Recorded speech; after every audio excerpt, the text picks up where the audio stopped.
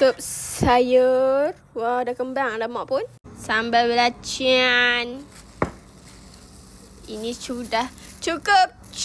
Sudah. Cukup sampai sini saja.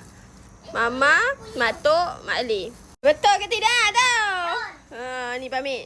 Cepat makan. Pak Mik kata makan ke tak? Ada nak ambil air kat Pak Mik ke?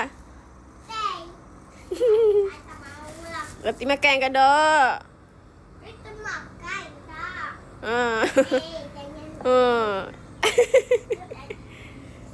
Jom makan nasi yang. Jomlah. Ni Mak Ali makan ni. Tonda abakin. Mana ada? Lepas tu Mak Adam makan ni. Baru nak makan nasi dek. Jom. Wow, tu teh ais mama. Okey, duduk. Jom bismillah. Macam mana bismillah? Tahu? Tadi kau awak baca. Tadi awak tengok mesin badi kan? Cantik tak? Macam mana bunyi dia?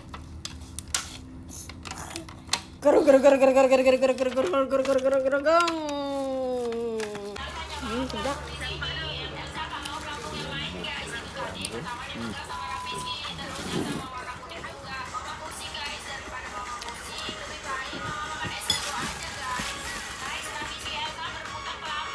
Tak apalah mak, sekejap lagi je dah. Tanya je. Mak buang.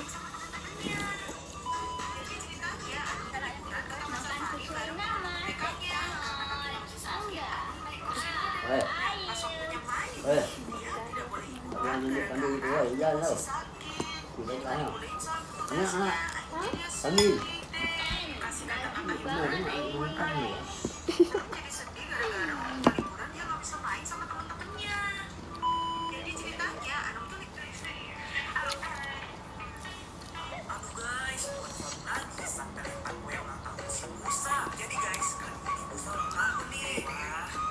Sambal baca mak ni memang paling sedap. Paling sedap tak jumpa kat tempat lain.